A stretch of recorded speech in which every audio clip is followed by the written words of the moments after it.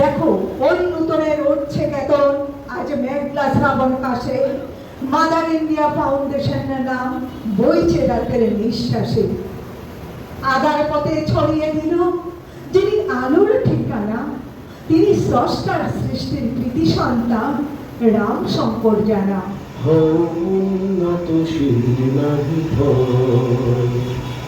ভুলি ভেদা ভেদ জ্ঞান সবে আগুয়ান, সাথে আছে মাদার ইন্ডিয়া ফাউন্ডেশন।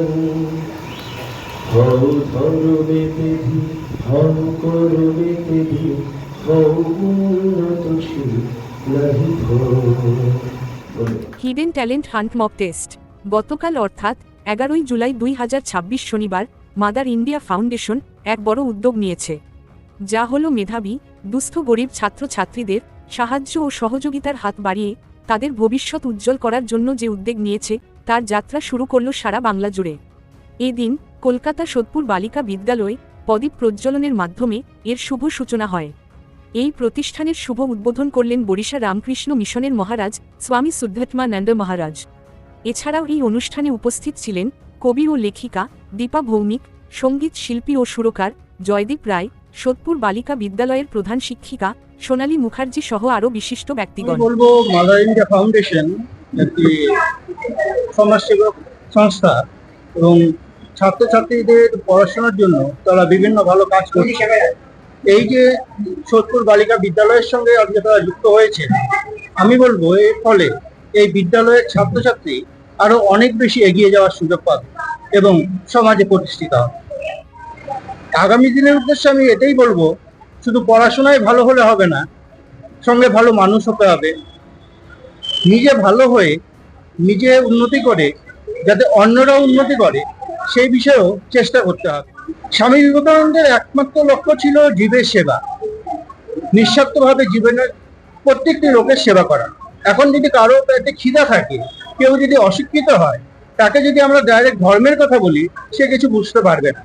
কাজে আগে মানুষের ক্ষুধা নিবারণ করতে হবে, মানুষকে শিক্ষিত করতে হবে, তারপর মানুষকে ধর্মের কথা বলতে হবে। আমার নাম স্বামী শুদ্ধাত্মানন্দ, আমি রামকৃষ্ণ মঠ বরিশা মঠের একজন মহারাজ। আমরা তো ছোট ছোট বাচ্চাদের নিয়ে কাজ করি। ছোট ছোট বাচ্চা মানে তাদের টিনেজ পর্যন্ত, 18 ইয়ার্স পর্যন্ত আমাদের সেই বাচ্চাদের নিয়ে আমাদের কাজ করতে হয়। তো আর যেহেতু আমরা যে ধরনের স্কুলে মানে আমাদের স্কুলের যা পরিবেশ, যে পরিবেশ থেকে বাচ্চারা আসে, বেশিরভাগই তারা মানে পিছিয়ে পড়া পরিবার থেকে আসে। তো তাদের সত্যি কথাই পারিবারিক খুব সাপোর্ট থাকে না, যাতে তারা লেখাপড়াই হোক বা তাদের অন্য কোনো ক্রিয়েটিভ দিক হোক, যে দিকটায় তারা মানে সাহায্য পরিবার থেকে পেতে পারে। সুতরাং সেই সাহায্যটুকু দেওয়ার দায়ও আমাদের স্কুলের, এমনকি তাদের দুপুরবেলা তারা কি খাবে সেই খাবার চিন্তাটা করাও সেটাও স্কুলেরই দায়িত্ব।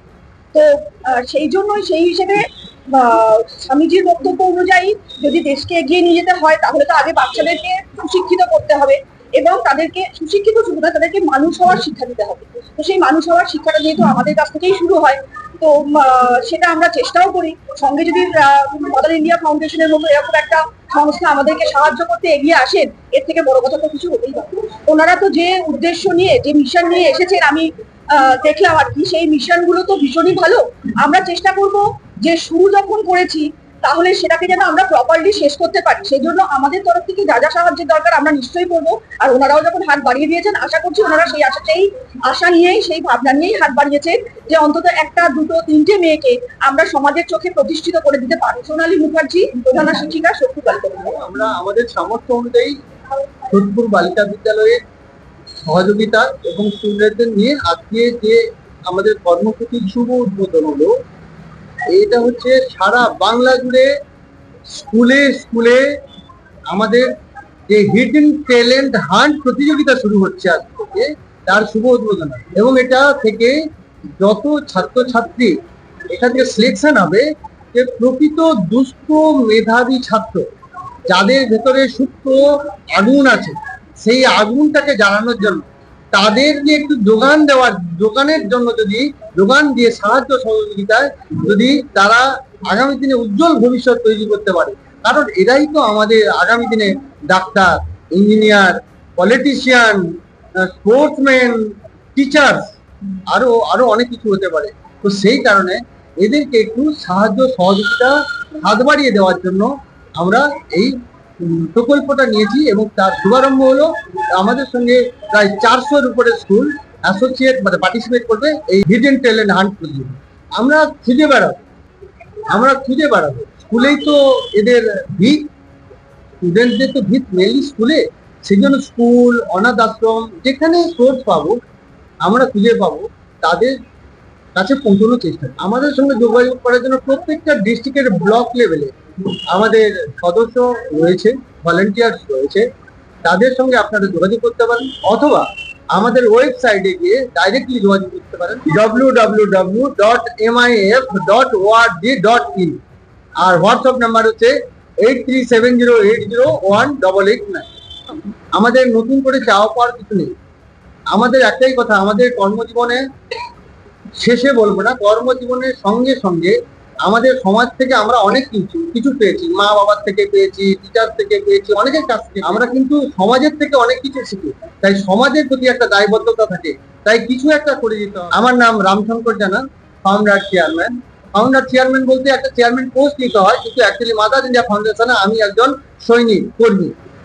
প্রথমত আজকের এই অনুষ্ঠানে আমি থাকতে পেরে মানে এত আনন্দ লাগছে যে কি বলবো, কারণ মাদার ইন্ডিয়া ফাউন্ডেশন এমন একটা সংস্থা এবং এদের যে উদ্দেশ্য, যে মূল যে লক্ষ্য, তাদেরকে সাধুবাদ না জানিয়ে পারা যায় না।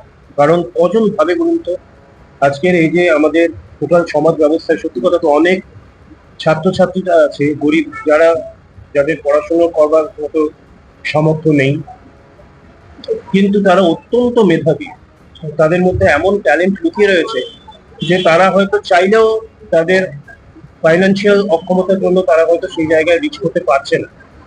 ঠিক এই জায়গা থেকেই মাদার ইন্ডিয়া ফাউন্ডেশনের চিন্তা ভাবনা শুরু, আজ থেকে প্রায় 15 বছর আগে, রাইট?